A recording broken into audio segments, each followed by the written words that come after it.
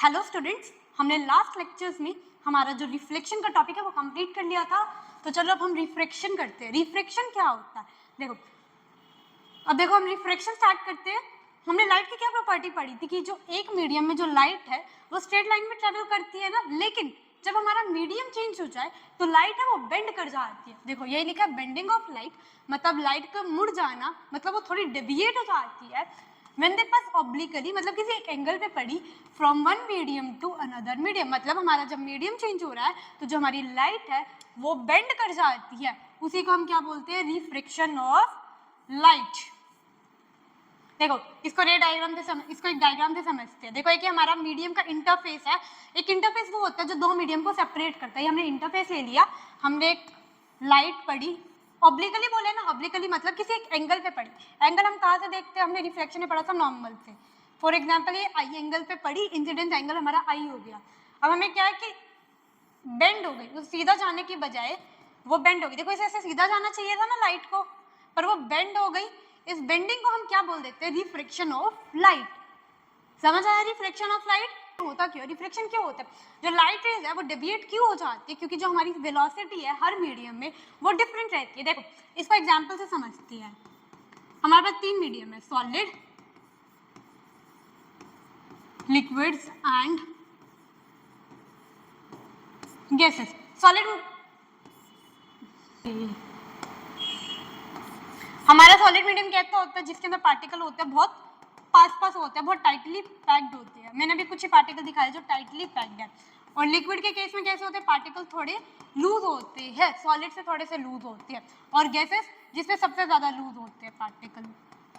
ठीक है, ये हो गया हमारा solid, liquid, gas. For example light हमारी सॉलिड में ट्रेवल कर रही है, पार्टिकल बहुत ज्यादा पास है, लाइट को जगह देखने में टाइम लगेगा और वो देखेगा कि इतना ज्यादा पार्टिकल्स है तो उसकी स्पीड है वो थोड़ी धीरे हो जाएगी ना, क्योंकि उसे जगह ढूंढनी पड़ेगी पास होने के लिए। इसलिए हम क्या कह सकते हैं कि सॉलिड के अंदर जो हमारी वेलोसिटी है वो कम हो जाती है। सेकंड देखो लिक्विड में आते हैं, लिक्विड में पार्टिकल सॉलिड से थोड़े से खुले पैक्ड है। देखो जगह थोड़ी सी ज्यादा है तो मतलब लाइट है थोड़ी जल्दी निकलने की कोशिश करेगी तो वेलोसिटी है वो बढ़ जाएगी। सिमिलरली अब हम आते हैं गैसेस पे। गैसेस के अंदर पार्टिकल बहुत ज्यादा लूज है, बहुत ज्यादा ही लूज है।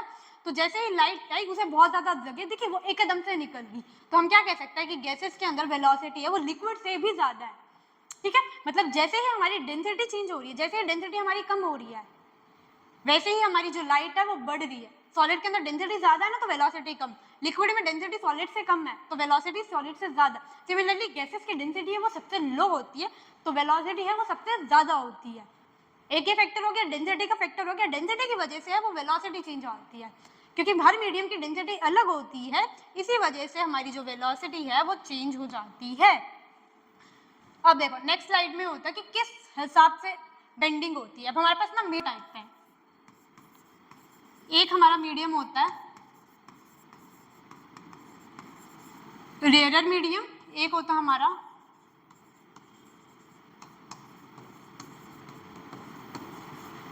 Denser medium. ये हम कह नहीं सकते कि कौन सा मीडियम रेयर है कौन सा मीडियम डेंसर है, हमने नाम नहीं दिया हुआ। अब हम इसको कंपैरिजन में देखते हैं। फॉर एग्जांपल सॉलिड है और जिसकी डेंसिटी ज्यादा वो होगा डेंसर मीडियम, जिसकी डेंसिटी कम वो होगा rare medium.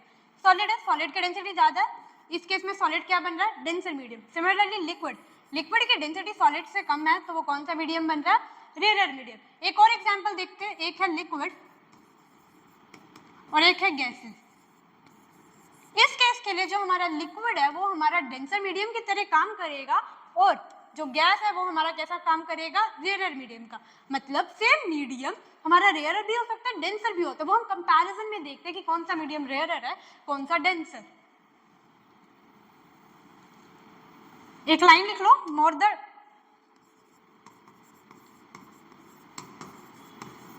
more the density higher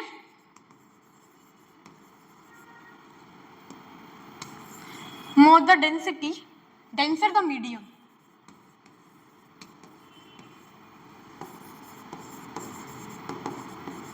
and lesser is the velocity। क्योंकि हमने देखा था ना कि सॉलिड के अंदर जो सॉलिड है, सॉलिड के अंदर वेलोसिटी हमारी कम होती है और उसकी डेंसिटी सबसे ज्यादा होती है। मतलब जितनी ज्यादा डेंसिटी उतनी कम velocity. Similarly, less the density,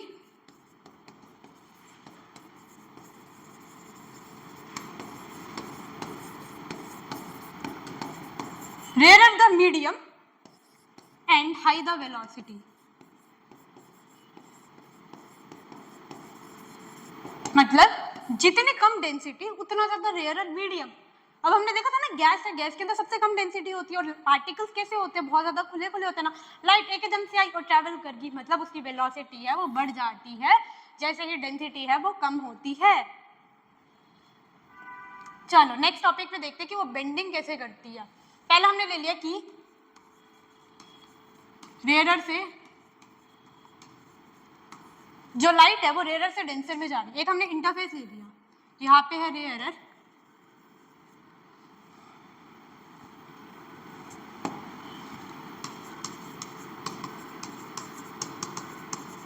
एक है डेंसर मीडियम।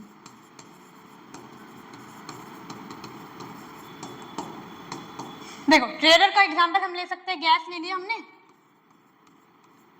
गैसेस ले लिया, और डेंसर का एग्जांपल ले लिया हमने सपोज ग्लास। ग्लास एक सॉलिड है ना, सॉलिड की डेंसिटी ज्यादा होती है तो मतलब वो डेंसर मीडियम है। अब देखो ये बेंडिंग कैसे करता है।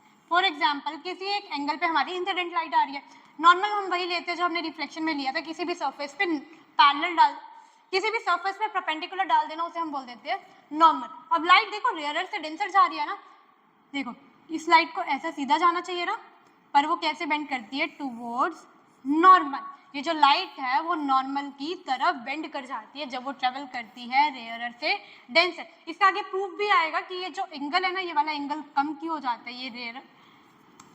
इसका आगे प्रूफ भी आएगा कि ये जो बेंडिंग ऐसे ही क्यों हो रही है, वो टुवर्ड्स द नॉर्मल ही क्यों बेंड हो रही है। जब हम लॉज ऑफ रिफ्लेक्शन करेंगे ना, तब हमें पता चलेगा कि ये जो लाइट रे है वो टुवर्ड्स नॉर्मल ही क्यों बेंड कर रही है।